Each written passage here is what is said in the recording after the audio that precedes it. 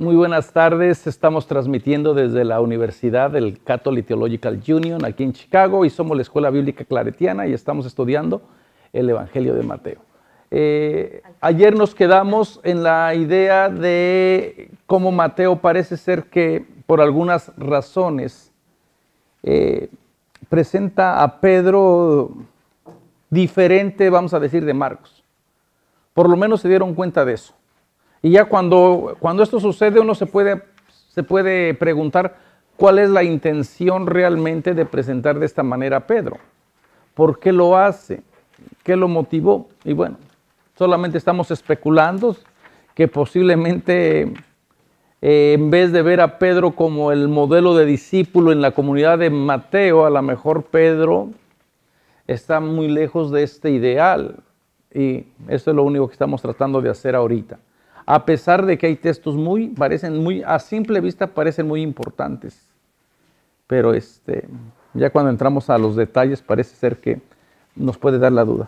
¿Tienes una pregunta? No, nada más que si nos hacía examen al final del curso de los 3 años. No, al principio teníamos exámenes después de cada módulo. Pero la gente le dio el pánico y no venía. Y muchos de ellos se fueron prácticamente por eso. Y a pesar de que eran preguntas así como de opción múltiple, de ir rellenando, pero ¿verdad? No nos funcionó. No, y aunque les decíamos es más un repaso, no es que van a pasar o reprobar. Les daba la guía, les daba las preguntas, ya nomás para que ustedes fueran a revisar lo que está en la misma hojita. Las obras están muy bien, padre. ¿Eh? Las obras. ¿Las obras? ¿Cuáles obras? Las que se hicieron, o sea, cuando se hace que estamos en... Para las obras de teatro. de la sociedad. También sí, lo que pasa es que a veces el tiempo no nos queda. Queda el mensaje más... Ok, entonces el día de ayer vimos, ¿cuántos pasajes vimos de Pedro? Vimos el pasaje sobre la llamada, después vimos la curación, decíamos que por alguna razón Mateo no lo incluye en la curación de la suegra de Pedro. También vimos en la lista de los llamados que Pedro encabeza la lista de los 12, y también estábamos observando que resulta extraño que Cristo sea el que designe en el libro de Marcos, en el Evangelio de Marcos, Cristo sea el que designe a Pedro con tú eres Pedro, tú eres Simón, el llamado Pedro. Sea Cristo el que le da el nombre, y en el Evangelio de Mateo solamente diga que es Simón, el llamado Pedro. Entonces como que le quita un poquito la prominencia que podía tener el hecho de que Pedro sea nombrado primero. Resulta por lo menos extraño. Ahora vamos a ver un pasaje muy conocido que solamente aparece en Mateo, que es el pasaje donde Pedro camina sobre las aguas. Y que a cabo ya se fue la gente que se espantó. Si están pensando de que alguien puede caminar sobre las aguas, nadie puede caminar sobre las aguas. Nadie, a lo menos que estén congeladas. Lo cual ya no sería agua. ¿Ok? Entonces, nada más. bueno, algunos sí, algunos flotan. La idea también es que entonces tiene un sentido más profundo, un sentido teológico. Estamos en el capítulo 14, vayan por favor al capítulo 14, versículo 23. Capítulo 14, versículo 23.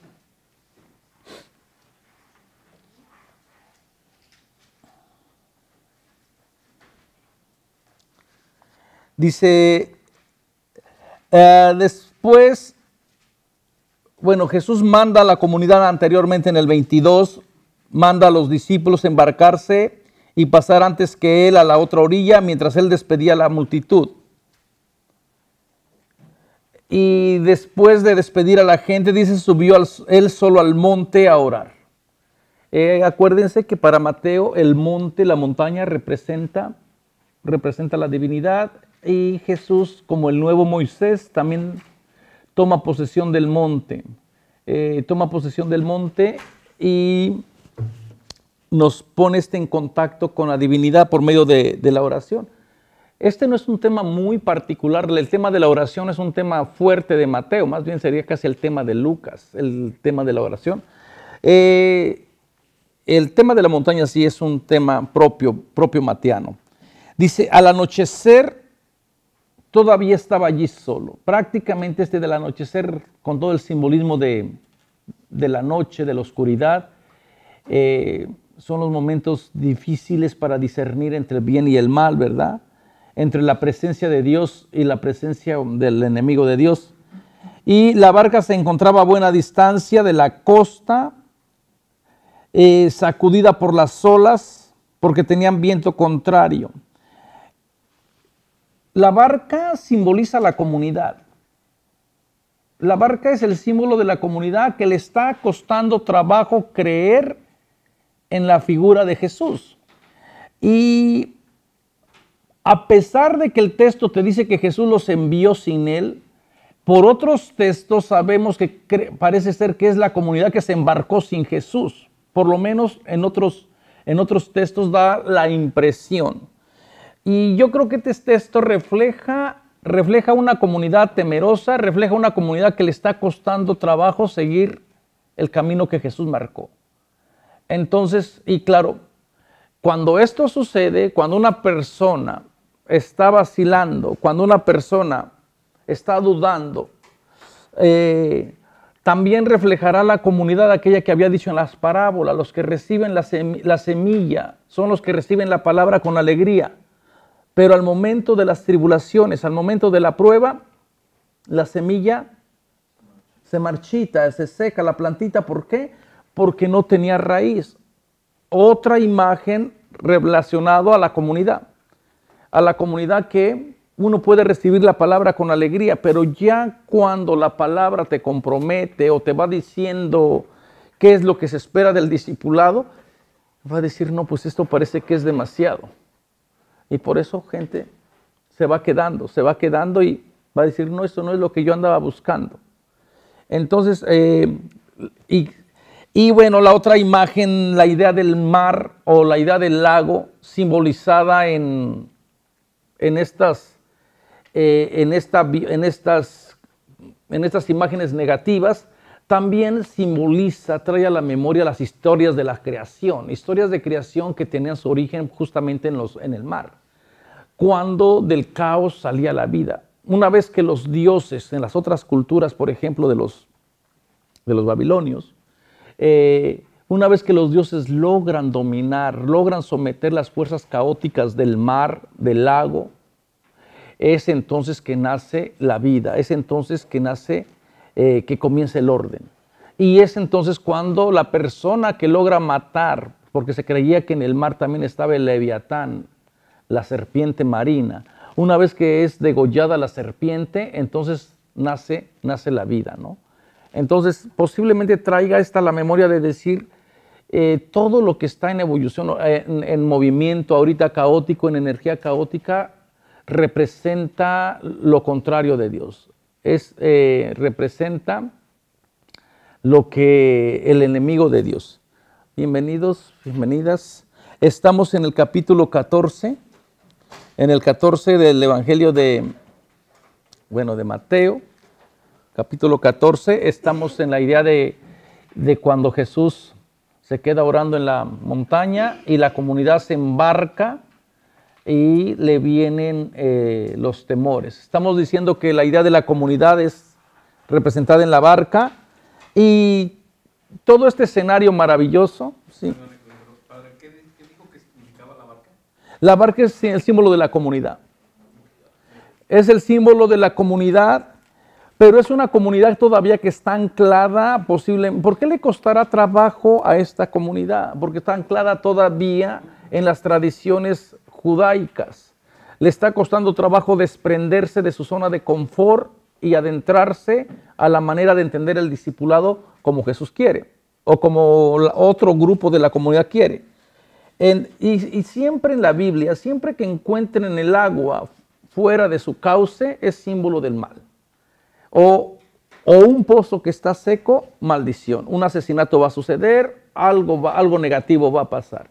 El agua que está en su cauce, el agua que está tranquila en el pozo, símbolo de bendición, símbolo de la presencia de Dios. Pero cuando el agua está turbia o está en movimiento fuera del cauce, símbolo de las fuerzas negativas del mal. Y cuando un pozo no tiene agua, también es símbolo de muerte, símbolo de la presencia del mal. Acuérdense ustedes en Jeremías que lo echaron al pozo, o a José el soñador que lo aventaron al pozo, ¿no? Bueno, y después en las tinajas en las bodas de Canaán, ahí por el capítulo 2 del Evangelio de Juan, donde estaban las tinajas que sirven para la purificación de los judíos, pero estaban vacías. Entonces, parece que el agua, la bendición, no estaba en la ley, según el Evangelio de Juan. Bueno, entonces aquí la comunidad se encuentra con las hostilidades y posiblemente son reales. Posiblemente hay gente que esté en contra de la propuesta de Jesús, de la propuesta que Jesús quiere, y a la comunidad está en su derecho de sentirse con miedo. Y luego dice, ya muy entrada la noche, Jesús se acercó a ellos caminando sobre el lago. Esta también es una imagen muy preciosa, prácticamente de la teología de Mateo, de la presencia de Jesús que va a estar siempre con la comunidad, especialmente cuando la comunidad tiene problemas. El hecho de que Jesús se acerque y que acompañe esta comunidad, y el hecho que sea muy de noche, también casi va a entrar casi ya al aspecto de la resurrección, cuando era de noche y después enseguida viene el día, ¿no? Jesús se acerca y a ellos caminando sobre el lago. Esta imagen de caminar sobre el lago prácticamente trae a la memoria toda la historia del Éxodo también, del Dios que tiene el poder de abrir el lago, del mar, de caminar sobre el mar. ¿Para qué Dios abrió el mar rojo en la historia del Éxodo? Para invitar a la comunidad a adorar a Dios, al verdadero Dios, y también para que no viviera el miedo esclavizado. Entonces, esta imagen de caminar también puede hacer mención al espíritu desde la creación. El espíritu que está sobre la superficie del agua, sobre todo lo que va a comenzar a crear.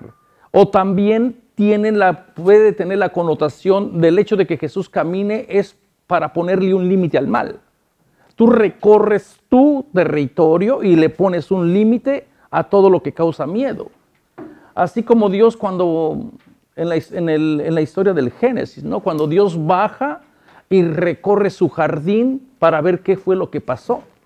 Claro que esto no te lo dice el texto, pero uno da por entendido que el hecho de que Dios baje y que se pasee por el jardín, pues lo hace con un sentido de, primero ya sabe qué fue lo que pasó. Y ahora el hecho de que se pasee por el jardín es prácticamente para volver a recuperar el territorio que las fuerzas hostiles, ahora representado en la figura de la serpiente que engaña a la pareja humana, le quieren arrebatar.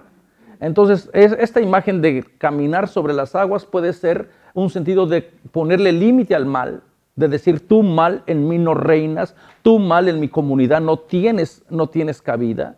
Y la otra parte es de someter al mal, de ponerle límites, de decir, tengo poder sobre ti, tengo poder sobre todo lo que es negativo. Y bueno, acuérdense que esas son historias pospascuales, ¿no? Y entonces, si esta es la idea de ponerle límites, de poder controlar al mal, el hecho de, si el mar representa o si el lago representa lo negativo, cuando está con estos símbolos, entonces el hecho de que Jesús camine sobre el lago prácticamente es para ponerle límite al mal, para someterle, y en vez de dar espanto, pues tendría que dar alegría, decir, qué bueno que alguien tiene el poder de someter el mal.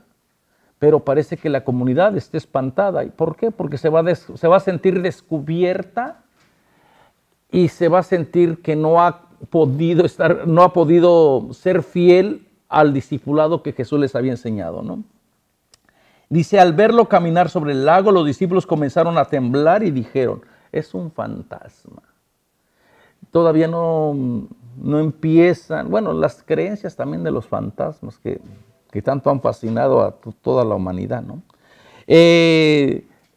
¿Quién es Jesús? Acuérdense que esta va a ser una pregunta que se van a tener que responder la comunidad. ¿Quién es Jesús? ¿Quién es esta persona que se presenta con estas características?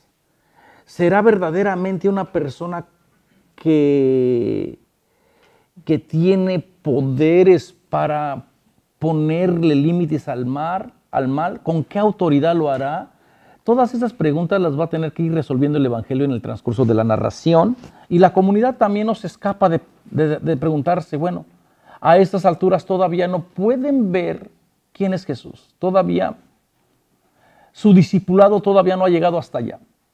Todavía se mueven en el miedo. Cuando una fe se mueve en miedo, nunca se va a poder llegar a una fe madura. Entonces, y gritaban de miedo. Pero Jesús les dijo, ánimo, soy yo. ¿A qué les recuerdo otra vez el soy yo? Al Dios del Éxodo. El soy yo les recuerda, les trae a la memoria toda la historia práctica. En esta palabra, en el soy yo, les trae a la memoria toda la historia de la salvación donde Dios siempre ha estado acompañando a su pueblo. Donde Dios siempre ha estado viendo, acompañando, guiando a una comunidad temerosa. Soy yo va a traer la historia del Éxodo y lo primero es no teman.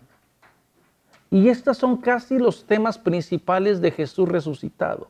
La comunidad tiene miedo, está encerrada a causa de los miedos, se presenta Jesús y lo primero que dice, la paz, no teman, soy yo, la paz les dejo.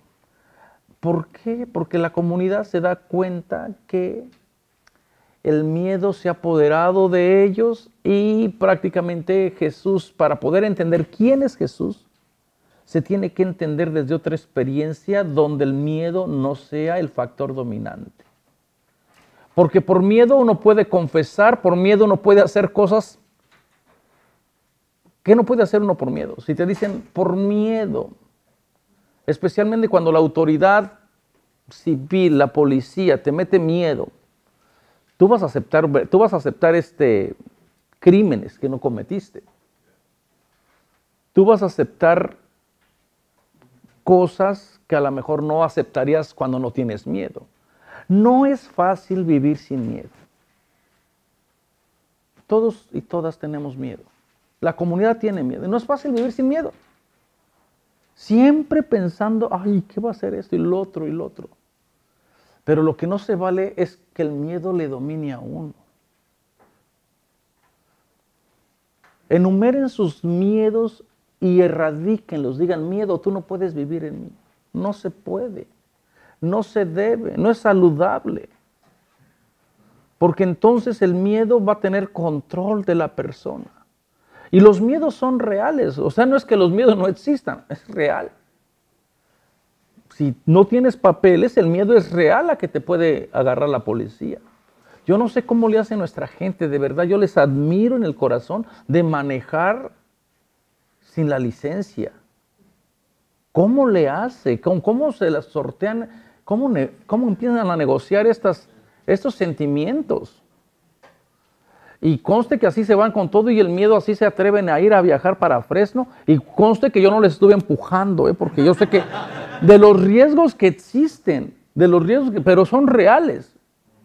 Pero cada vez que uno puede aniquilar un miedo, uno crece como persona. Uno se hace más conectado con la presencia del Dios que va guiando nuestra historia. El yo soy. Al final, la única persona es yo soy y el yo soy me va acompañando. La presencia de Dios que va ayudándome a vencer nuestros miedos, nuestros temores. Y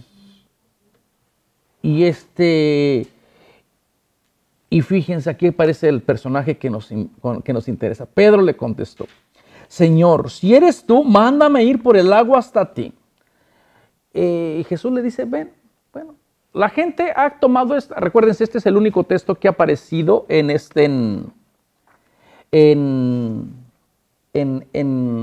Evangelio de Mateo. Esto es propio del Evangelio de Mateo.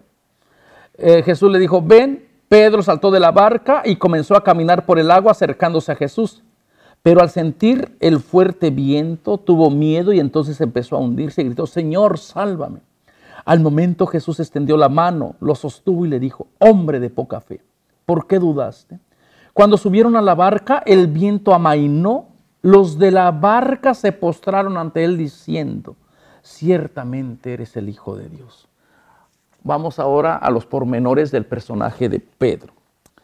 El término Señor, aquí en la hojita que les di, el término Señor que Pedro confiere a Jesús no es una confesión cristológica completa. No es una confesión cristológica completa, es un intento de hacer una confesión cristológica importante, pero no es completa.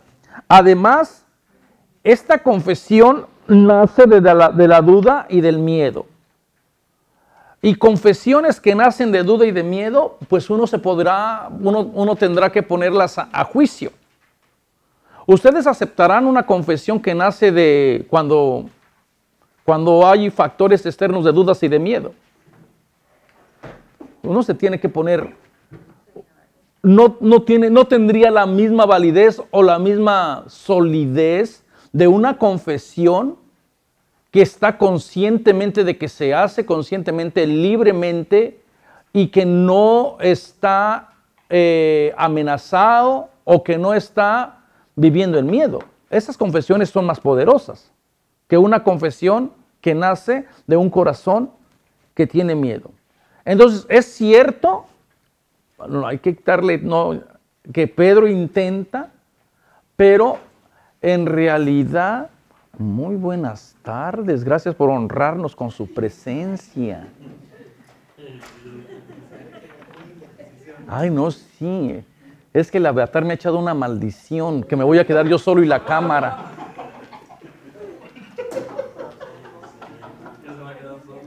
El de la Beatar me dijo que me iba a quedar yo solo y la cámara.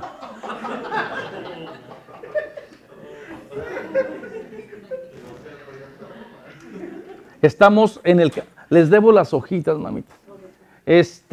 ¿Por qué no se sienta en medio para que estén viendo las hojitas?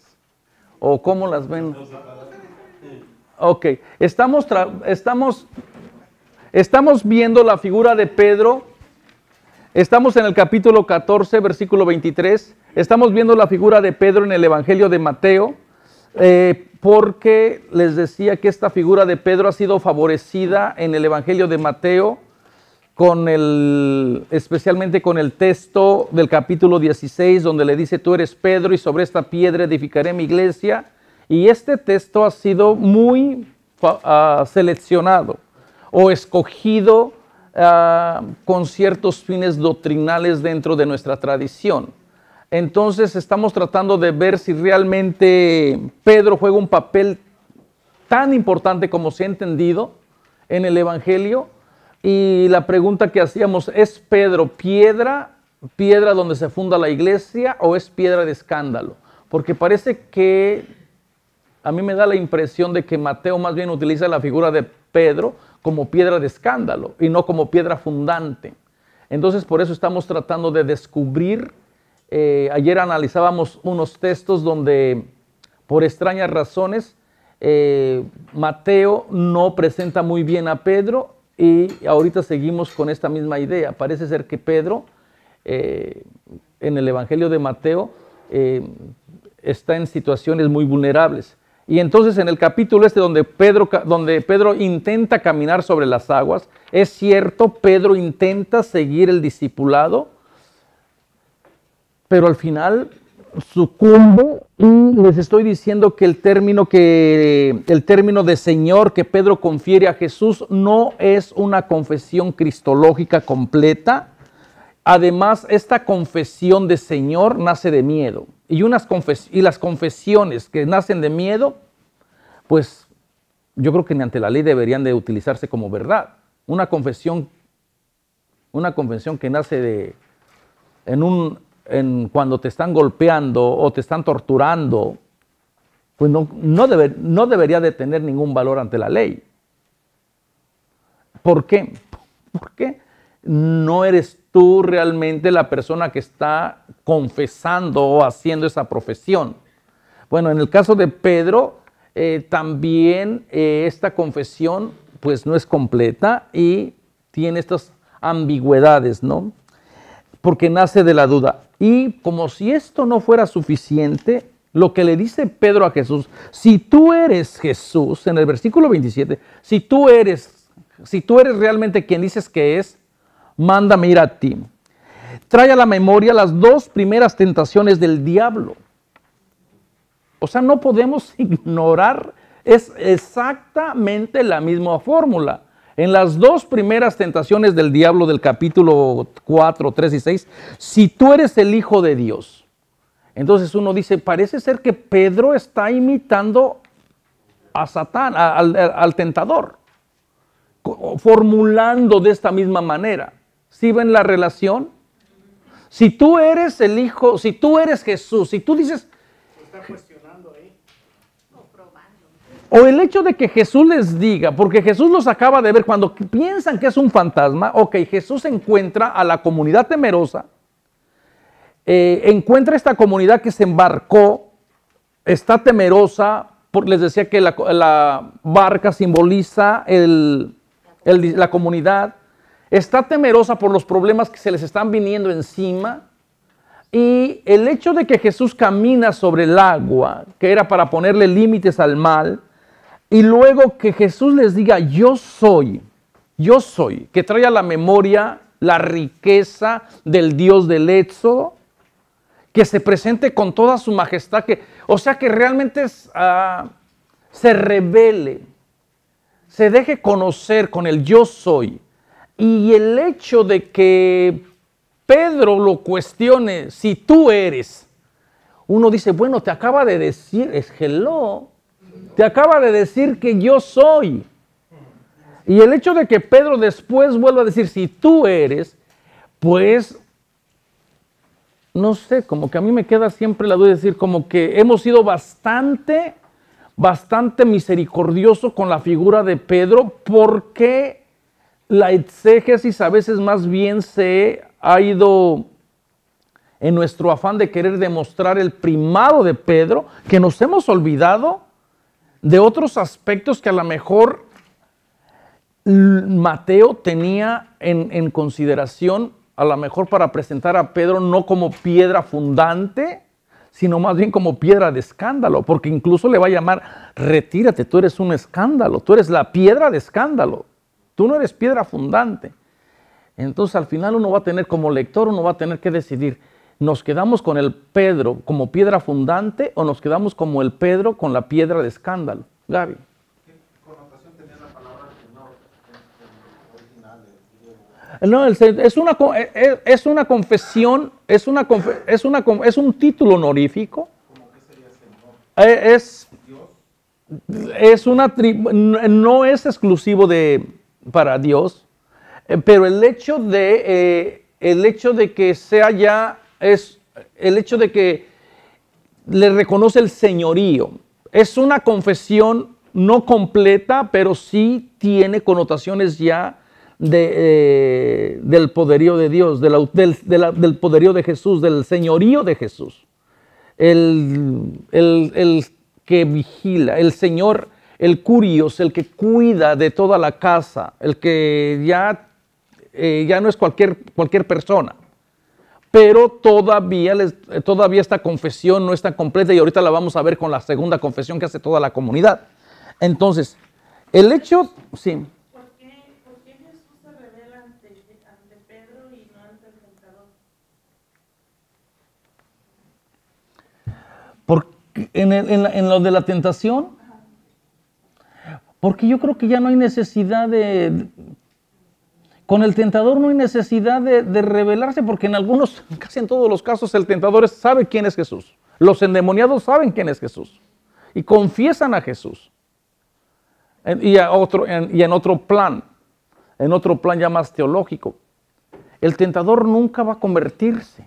Así que si ustedes están pensando que un día el diablo va a dejar de ser diablo, pues ni pierden el tiempo.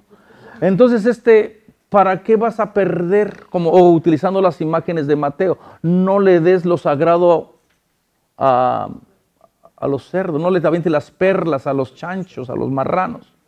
¿Para qué vas a perder el tiempo? Pero aquí con esta comunidad, Jesús glorificado, Jesús resucitado viene, se presenta, se deja conocer y parece ser que el hecho de que Jesús diga yo soy no es suficiente.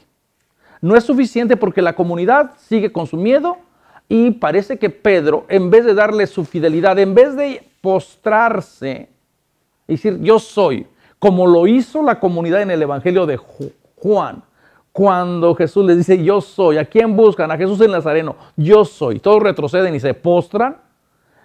Pedro comienza este diálogo casi que para su propia condenación, porque comienza a utilizar las mismas palabras que utilizó el tentador. Si tú eres Jesús, si tú eres, en otras palabras, si tú eres realmente, es como si lo tuviera casi investigando, ¿no? Pasándole las credenciales. A ver, déjame ver si realmente tú eres Dios. Jesús se acaba de demostrar como el Dios, el yo soy, con todas las connotaciones teológicas que yo soy tiene. Y luego entonces, les decía, trae a la memoria las dos primeras tentaciones del diablo. Si tú eres el Hijo de Dios, en Mateo 4 y 3:6, mándame ir hacia ti en las aguas, suena muy parecido a las tentaciones del diablo para probar la divinidad de Jesús. Prácticamente aquí casi que Pedro quiere una revelación directa y quiere privilegios exclusivos para probar verdaderamente que Jesús es el yo soy, que el resucitado es el yo soy. Entonces le está costando trabajo a Pedro reconocer posiblemente la divinidad de Jesús al querer señales extras, ¿no? Jesús accede a la petición de Pedro solo para darse cuenta que la duda de Pedro continúa aún después de caminar sobre las aguas. Al momento que Pedro comienza a caminar con las aguas, pues uno diría, bueno, ya has comprobado que verdaderamente Jesús es quien dice que es. Sin embargo, la duda no lo dejó. Y cuando la duda persiste, ahora sí que no hay más ciego que el que no quiere ver. Y cuando la duda persiste, ahora sí que Jesús sí cumple antojos y levanta jorobados, ¿no? Y salva al Pedro. O sea, Jesús entra, esto es muy propio también del Evangelio de Mateo, que en el Evangelio Dios encuentra la comunidad donde la comunidad en el estado en que la comunidad se encuentra. Y parece ser que Jesús accede a lo que Pedro pide, pero Pedro no ha respondido. No ha sido suficiente el hecho de que Jesús le cumpla, vamos a decir, este privilegio de caminar sobre las aguas, ¿no? Y luego, hombre de poca fe, ¿por qué dudaste? Además del hundimiento de Pedro, parece ser equivalente a la persona que ha causado escándalo. En el capítulo 18, versículo 6, cuando dice, más le valiera atarse la piedra de molino y hundirse en el mar. Entonces, este es el mismo verbo que se emplea. El hundimiento de Pedro es como el hundimiento de la piedra. Pedro, piedra. Petros, la piedra. Entonces cuando uno lo estudia, dice como que no puede dejar pasar estos simbolismos de un lado. A lo mejor uno puede estar viendo de más, lo reconozco, pero casi que hay una tendencia de Mateo para estarnos dejando señales y decir, ojo, ojo, aquí estoy jugando con la ironía. Aquí estoy tratando de... Pero claro, él nunca pensó que Pedro se iba a convertir casi que más importante que Jesús, ¿eh? En el fundamento mismo de la iglesia. Y esto, vamos a poner dilito de esta parte.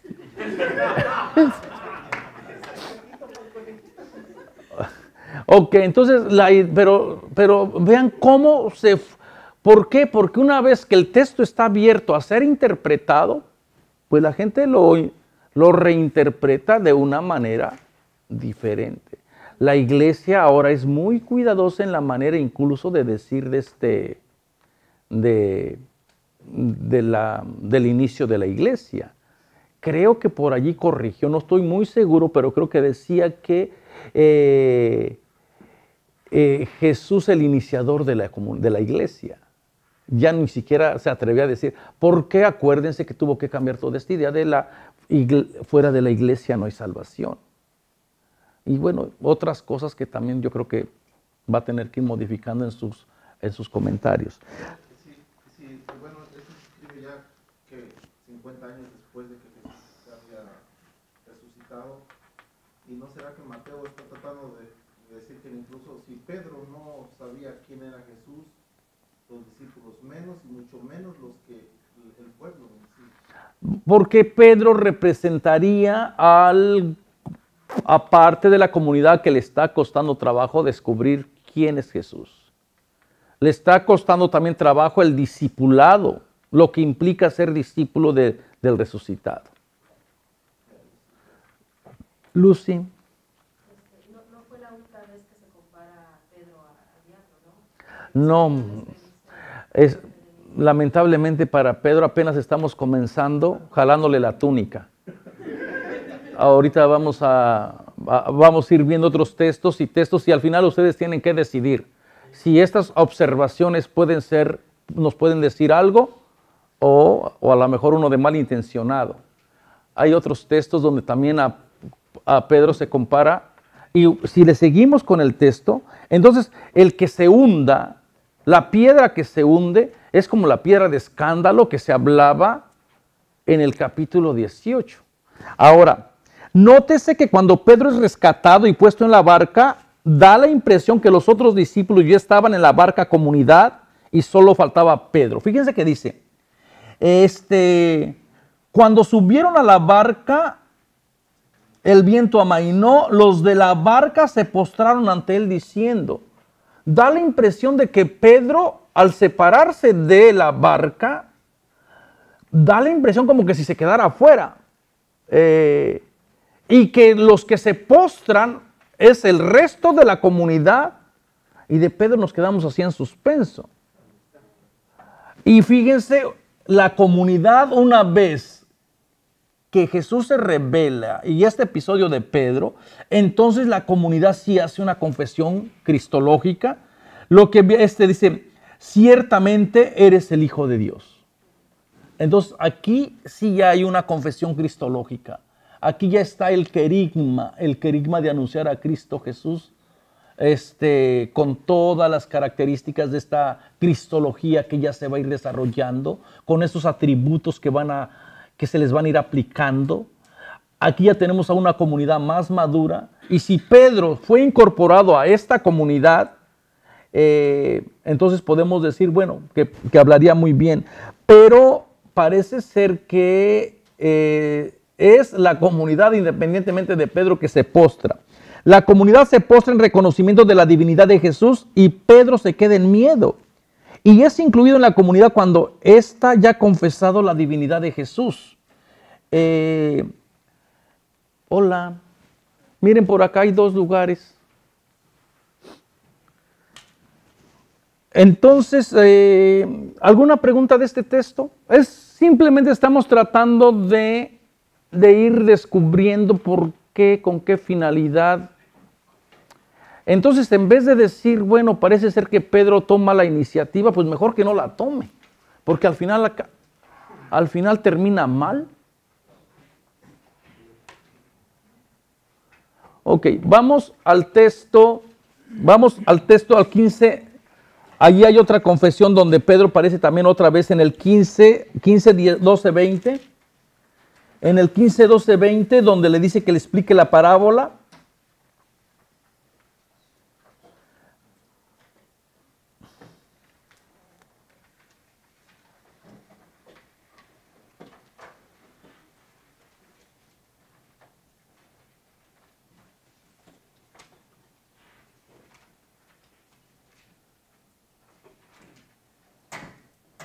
Bueno, no, Jesús les está hablando de decir que toda planta que no plantó mi Padre del cielo será arrancada. Déjenlos, Jesús hablando de los guías, de los letrados, de los fariseos, son ciegos y guían a otros ciegos, y si un ciego guía a otro ciego, los dos caerán al pozo. Y entonces allí aparece otra vez Pedro en su gloria y su esplendor. Pedro contestó, explícanos esta comparación. Él les dijo, también ustedes siguen sin entender. ¿No ven que los que entra por la boca pasa del vientre y luego es expulsado del cuerpo? Acuérdense que está hablando toda la ley de la pureza, ¿no? Entonces Pedro, en el capítulo 15, permanece en la ignorancia de la propuesta de Jesús en la relación con la ley. Toda la comunidad está en ignorancia, pero Pedro, por tomar la iniciativa, parece ser que le toca la peor parte. O sea, comparte, aún en la ignorancia, Pedro quiere ser el primero. Es como, a ver, ¿quién quiere ser el más ignorante? Y yo, aquí estoy. Y Jesús parece que lo va a ir ubicando. Y bueno, después de estos textos, vamos a Pedro en su papel protagónico en Mateo 16, 13, 23. Un texto muy privilegiado, como les he dicho.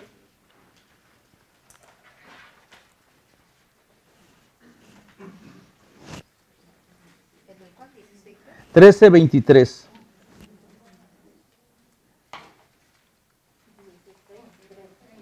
Dieciséis, 13, 23.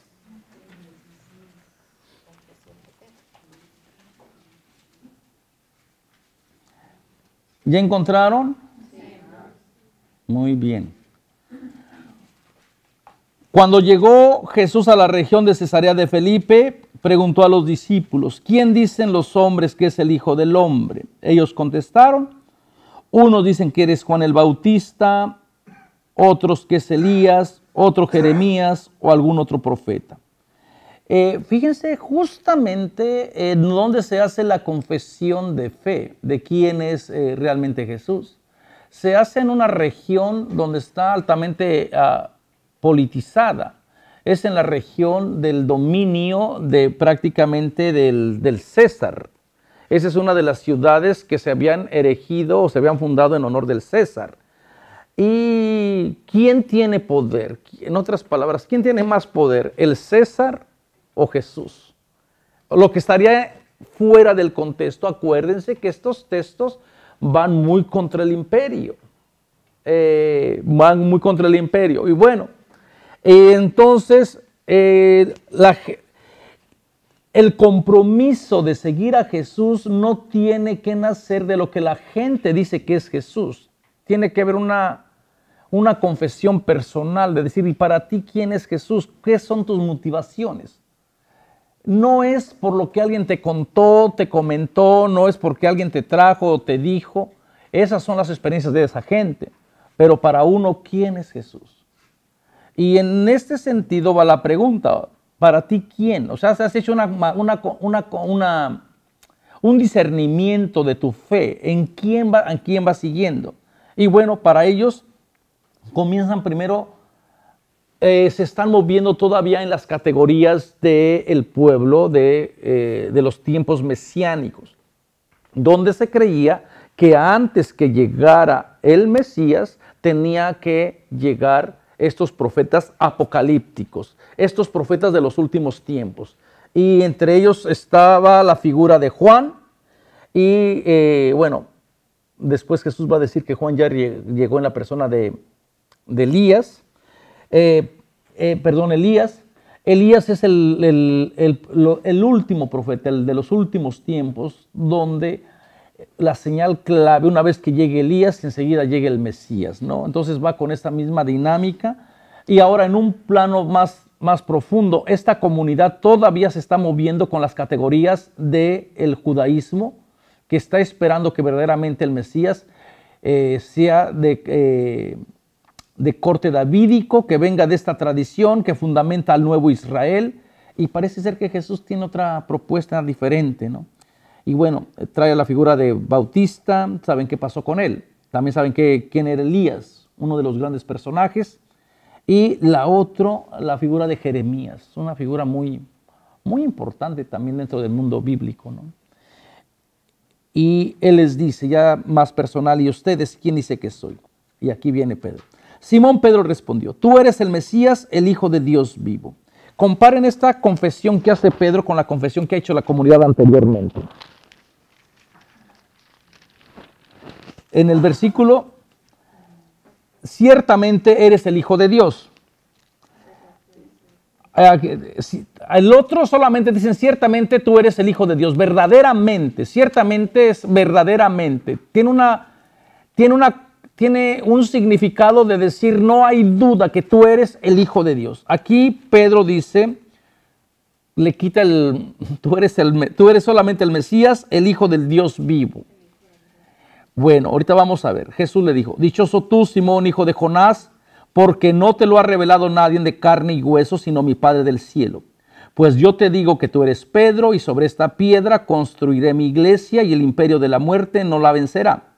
A ti te daré las llaves del reino de los cielos. Lo que ates en la tierra quedará atado en el cielo. Lo que desates en la tierra quedará desatado en el cielo. Entonces les ordenó que no dijera a nadie que él era el Mesías.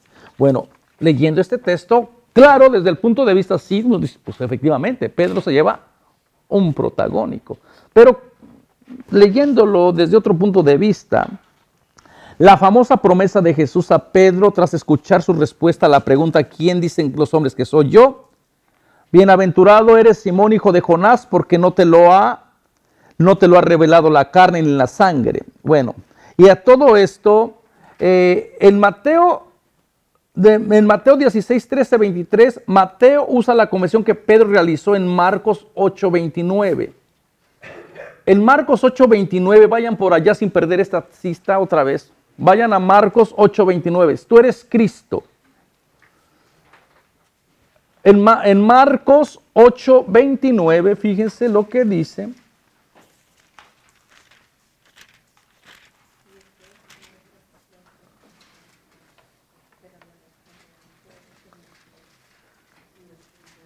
Pedro, vean la confesión de Pedro, cómo es bastante humilde.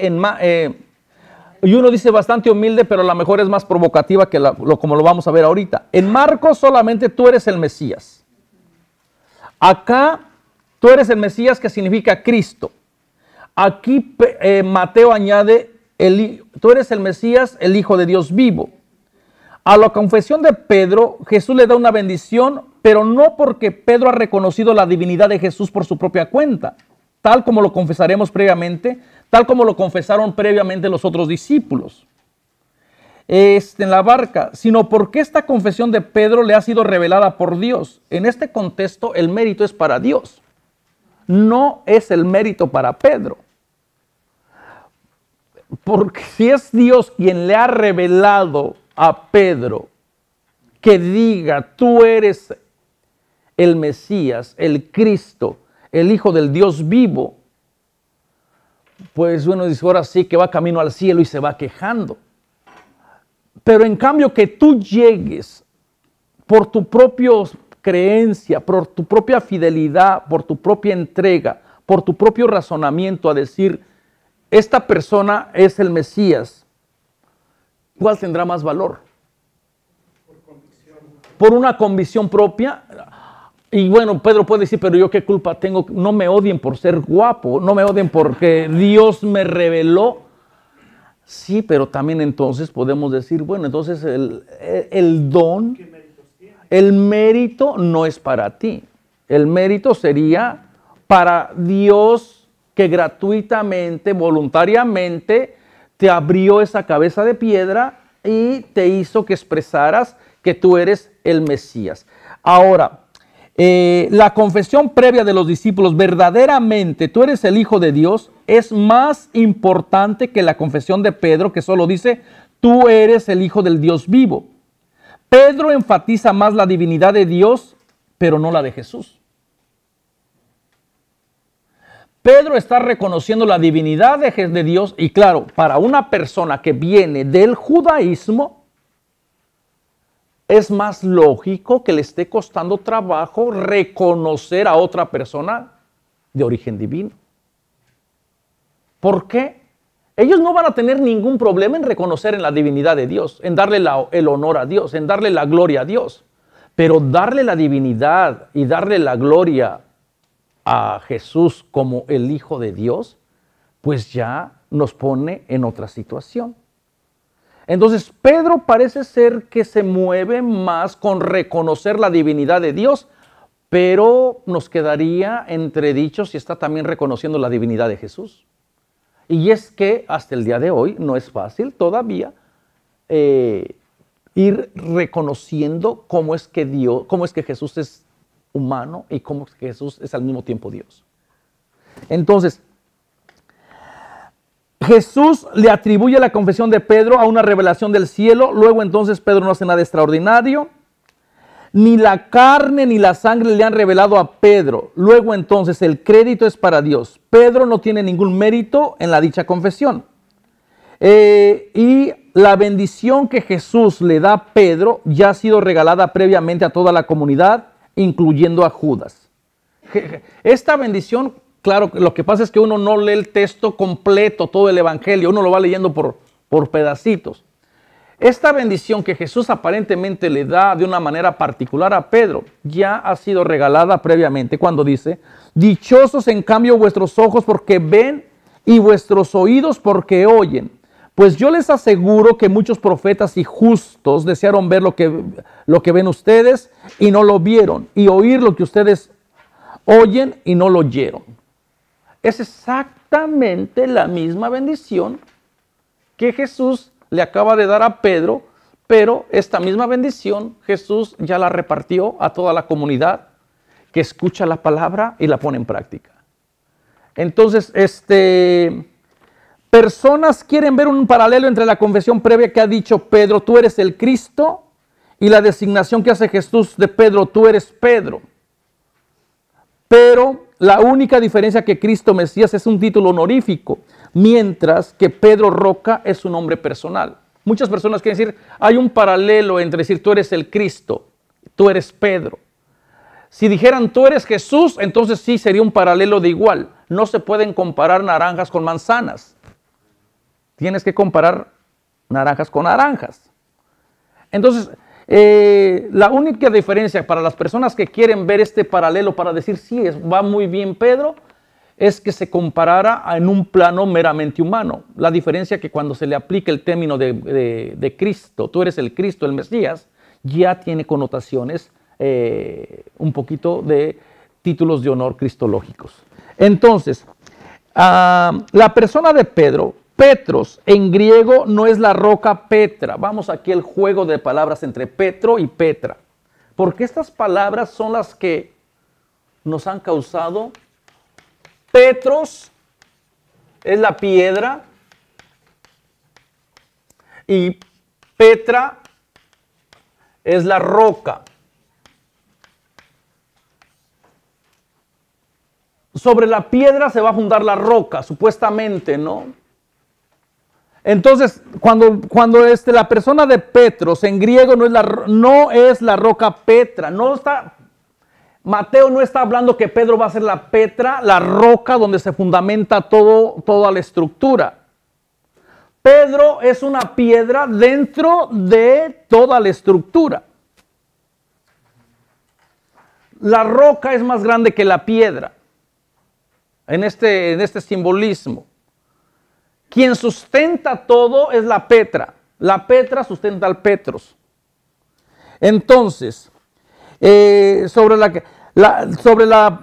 es la roca sobre la que se edifica la iglesia, sino una piedra importante, si se quiere, para la construcción de la casa de la comunidad cimentada en Cristo. La roca sobre la que hay que edificar la comunidad o la ciudad, esto es lo que la iglesia o nueva sociedad humana es la fe, la adhesión a Jesús Mesías, Hijo de Dios vivo, y la conducta del cristiano acorde con el mensaje de las bienaventuranzas. Vayan al 7:24, por favor. Mateo 7:24 y siguientes.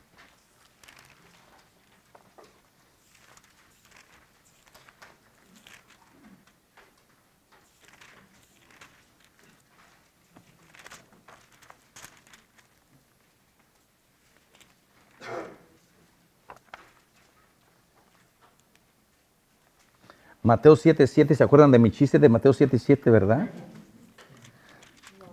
¿No se acuerdan del chiste de Mateo 7:7? Pidan y se les da.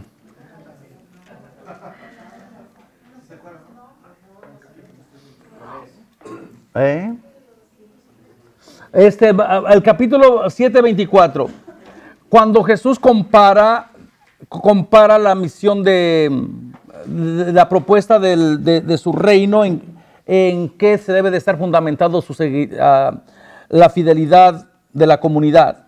Dice, así pues, quien escuche estas palabras mías y las pone en práctica, las palabras de Jesús, las palabras que equivalen a la persona de Jesús, se parece a un hombre prudente que construyó su casa sobre roca. Cayó la lluvia, crecieron los ríos, soplaron los vientos y se abatieron sobre la casa, pero no se derrumbó porque estaba cimentada sobre roca. ¿Sobre quién estaba cimentada? Sobre las palabras sobre las rocas. La persona que construye su casa se parece a la persona prudente que la cimentó en la roca. Este texto tiene que estar relacionado con: tú eres Petro, tú eres piedra, y sobre esta piedra, sobre esta roca voy a construir. Ahora, quien escuche estas palabras mías y no las pone en práctica se parece a un hombre tonto que construyó su casa sobre arena. Cayó la lluvia, crecieron los ríos, soplaron los vientos, golpearon la casa y ésta se derrumbó y fue una ruina total. Entonces, Mateo 7:24 y Mateo 16:13-23 deben interpretarse unidos y no separados. La fe, la adhesión, la fidelidad de la comunidad debe de estar cimentada en la roca, en las palabras roca, que es Cristo Jesús. No está diciendo Mateo que se vaya a fundamentar en las palabras de Pedro. Hay una clara alusión y paralelismo entre las palabras que Jesús le dice a Pedro y las bienaventuranzas que Jesús dice sobre toda la persona que le dan su adhesión y fidelidad y se cimienta en Cristo. Además, nadie puede poner otra piedra sobre el cimiento ya puesto, que es Cristo. Pablo lo dice en 1 Corintios. Porque un cimiento diferente del ya puesto, que es Jesús Mesías, nadie puede ponerlo. Así es como posiblemente lo entendieron esta gente. Sería y toda aquella teología que la piedra que los constructores desecharon es ahora la piedra angular. Entonces, ¿quién es la piedra que sustenta todo? Pues, entonces, ¿y en qué hacemos con esas otras imágenes del poder de atar y desatar? Y el poder de la muerte no la derrotará. Equivale a la experiencia previa de la comunidad que se cimienta en la persona de Cristo. Así que cuando cayó la lluvia, vino la riada, soplaron los vientos, arremetieron contra la casa, pero no se hundió porque estaba cimentada en roca. Entonces, ¿qué es lo que te está diciendo? Toda la comunidad que se cimienta en la palabra, se agarra de Cristo, se apepena. Y si de aquí no te me vas, papito lindo.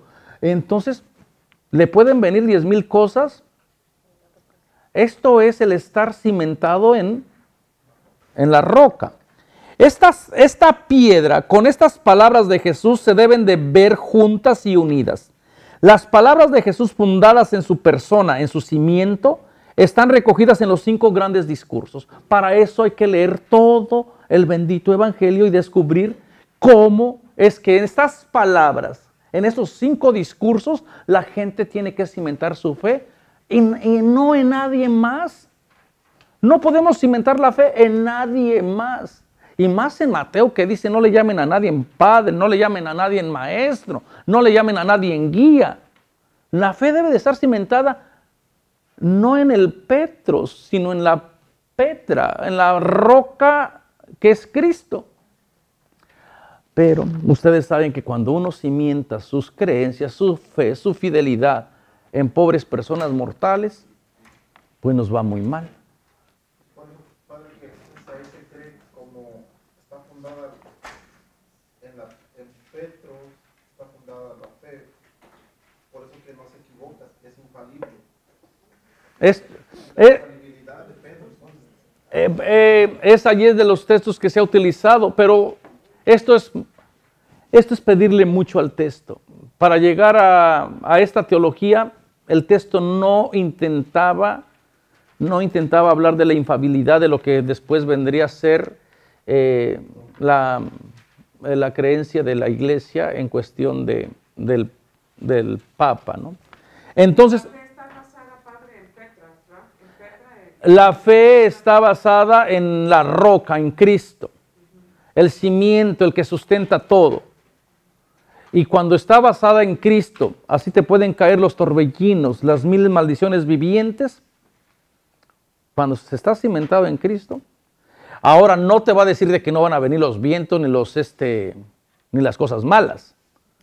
Pero lo que te está diciendo, si tú te cimientas en Cristo, ¿y tiene sentido o no tiene sentido? ¿Y qué pasa cuando no nos cimentamos en Cristo? Nos pasan cosas. ¿Qué pasa cuando nos cimentamos nuestra fe en personas o en instituciones? Empezamos a decir que Dios nos castiga, Nos decepciona. O la gente que ya no va a ir después porque cambiaron al Padre. Imagínense. O sea. Tenía la fe en el Padre. Entonces se tiene la fe en el Petros y no en la Petra. Nunca se separen de la Petra. La Petra no falla. Petra es bueno. Y el poder de atar y desatar que da Jesús a Pedro como prototipo de la comunidad en el capítulo 16 del Evangelio de Mateo, no es exclusivo de este. Vayan al capítulo 18, por favor. En el capítulo 18, fíjense, a toda la comunidad se da el poder de atar y de desatar. ¿Y qué es lo que dice? Les aseguro que lo que ustedes aten en la tierra quedará atado en el cielo, y lo que desaten en la tierra quedará desatado en el cielo. El poder de perdonar no es exclusivo de una persona en el Evangelio de Mateo. El poder de perdonar y ser perdonado es tarea y es responsabilidad de toda la comunidad. Y esto tiene sentido. Iría con todo el pensamiento de la época, donde la comunidad tiene un rol importante en cómo corregir, cómo disciplinar y cómo poder experimentar este perdón, ¿no? Entonces toda la comunidad tiene este poder de atar y desatar, incluyendo al mismo Judas, porque todavía no lo entrega, ¿verdad? Esta autoridad de atar y desatar no salvó a Judas, y por lo tanto Pedro tampoco está salvo porque se le da el poder de atar y de desatar. Acuérdense que una constante que vamos a encontrar en el Evangelio de Mateo es que no se vale decir el que me diga Señor, Señor, sino el que haga la voluntad, el que escuche estas mis palabras y las ponga en práctica. Atar significa también enseñar y corregir el comportamiento de la comunidad para que pueda entrar en el reino. Esta idea de atar y desatar. Este encargo de la comunidad de atar y desatar contrasta con el comportamiento hipócrita de los escribas y de los fariseos que cierran la puerta o que ni entran ni dejan entrar en el reino de los cielos, porque tienen la llave. Esa va a ser una de las constantes preocupaciones de Mateo, decir, ustedes guías ciegos, tienen la llave, pero ni entran ni dejan entrar. El hecho de que Pedro tenga la llave, en vez de ponerlo en una situación de privilegio, lo pone en una situación de peligro, porque se puede correr el riesgo de que él se quede afuera, porque tiene la llave. Dice, pero ¿cómo? Si él sería el primero que entraría, ¿no? En la lógica común diría Jesús, sí, pero hay personas que ni experimentan el amor, la misericordia de Dios, ni dejan que otra gente la experimente. El que Pedro tenga las llaves, en vez de ser un privilegio, es un gran riesgo, porque le puede pasar lo mismo que a los hipócritas y fariseos, que teniendo las llaves ni entran ni dejan entrar. Entonces, este texto tiene muchos matices muy positivos acerca de la figura de Pedro, pero también vamos viendo que a lo mejor se ha explotado demasiado para hacer decir al texto algo que no tenía la intención el autor. quizás para fundamentar una verdad que a nosotros a lo mejor nos preocupa como católicos, pero que a lo mejor este texto del siglo I no tenía la intención.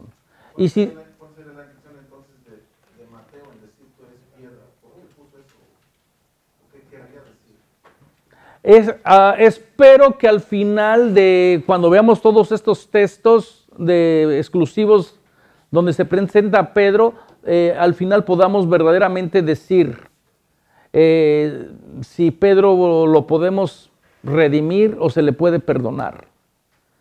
Es cierto que da la impresión de que Pedro, yo creo que Pedro o Mateo no puede negar que Pedro tiene un papel primordial en la comunidad, que históricamente hablando podemos decir de que Pedro va despuntando en ciertos círculos. Yo creo que no puede negar eso. Y lo incorpora esa idea, pero al mismo tiempo parece ser que todavía la comunidad de Mateo o el autor cree que es posible tener una comunidad de iguales. ¿Por qué Jesús en los otros evangelios no, cuando hacen, porque Pedro no fue el único que hizo confesión, también algunas mujeres hicieron confesión en reconocer a Jesús como Mesías? Sí, Marta en el evangelio de Juan hace la confesión también de tú eres el Cristo. No le contesta igual como le contestó a Pedro. Le dijeron, Porque son diferentes tradiciones. Y a lo mejor no podemos negar que para esta comunidad Pedro sea una figura importante, pero no a la manera en que nosotros le hemos interpretado a través de los siglos. A lo mejor puede ser que Pedro para la comunidad de Mateo sea una figura importante, pero no da para todo lo que hemos hecho de este texto. Y bueno, ahorita viendo los otros textos vamos a ver que hay otros textos que son muy fuertes. Por ejemplo, el hecho de que se le diga a Pedro Satanás, no una, sino dos, algunas veces. ¿Alguna otra pregunta? ¿Cómo es que los discípulos al principio creo que estaban pensando que todo iba a ser como revolución, iban a hacer como usando las armas a quitar la opresión de los romanos? ¿Y cuándo es cuando se dan cuenta que no es esa la situación de lo que está pasando? Cuando se dan cuenta que no es de esta manera, sino es de... Yo creo que dentro del movimiento de Jesús había diferentes grupos y da la impresión que una fuerte ala del movimiento de Jesús pertenecerían a estos grupos insurreccionistas, estos grupos de guerrilla liderados por Judas y el movimiento de los celotas, el movimiento que sí creía que para poder restablecer al nuevo pueblo de Israel, primero se tenían que librar del yugo de los romanos. Entonces, esta corriente parece ser que algunos de estos discípulos también eran parte del movimiento de Jesús. Cuando a Jesús lo apresaron, lo apresan como si fuera un criminal. Y justamente Jesús se queja por eso, en la manera en que lo van a apresar. Y parece ser que algunos estaban armados. Entonces, da la impresión de que algunos del movimiento de Jesús sí creían. Ahora, otros posiblemente estarían más bien con la propuesta que Jesús está queriendo. O sea, Jesús es lógico que quiera que su pueblo viva en libertad, que no viva bajo la esclavitud del pueblo, pero no quiere que se libere el pueblo de la esclavitud romana y comience otro monopolio, o sea, con la misma estructura donde hay primeros y hay últimos. La propuesta de Jesús es más provocativa y más revolucionaria, porque ya no está tratando de organizar su movimiento o de organizar sus relaciones o de organizar la casa de acuerdo al prototipo, de acuerdo a la imagen de la cultura griega y romana. Lo que Jesús está proponiendo más bien es nuevas relaciones y claro, nuevas oportunidades de servicio. El que quiera ser primero, que sea último. el que quiera estar conmigo que se haga esclavo. Y en una cultura tan jerárquica, en una cultura tan estratificada, donde cada quien sabía cuál lugar le correspondía, el hecho de que Jesús quiera algo alternativo, donde todo el mundo puede ser familia, puede ser papá, puede ser mamá, pues a lo mejor para algunos eso les ayudó a ambicionar o a ver el evangelio de una manera diferente, pero ¿en qué momento exactamente? A lo mejor algunos nunca aceptaron esta idea. A lo mejor algunos nunca agarraron la onda y a lo mejor otros sí, pero también parece que después viene otro momento de la historia donde se trata de suavizar el mensaje de Jesús. Pero también en el movimiento celote también se pretendía el clásico te bajas tú para que me suba yo. Porque es el mismo modelo. O sea, ya no estamos bajo Roma, pero ahora estamos bajo otro hermano que te va a oprimir, pero imitando. Y este es el movimiento también de Jesús que para algunos les causaba atracción, ¿no? En la figura de los hermanos Zebedeos, donde uno quiere estar a la derecha y otro a la izquierda. Y parece ser que Jesús dice, no saben lo que piden. No va por ahí la cosa. El movimiento, los cambios se van a dar en Jesús desde abajo, cuando la gente se empiece a concientizar. Cuando la gente empiece desde abajo a creer que sí es posible vivir diferente. Y yo creo que hasta la fecha podríamos seguir pensando que así es como suceden los cambios. Si uno está pensando de que la iglesia va a cambiar o de que instituciones van a cambiar, se te va a ir la vida y no van a cambiar. Pero si uno empieza a cambiar actitudes desde abajo y nos empezamos a tratar diferente, entonces podemos verdaderamente hacer que un pedacito del reino se establezca en nuestras nuevas relaciones.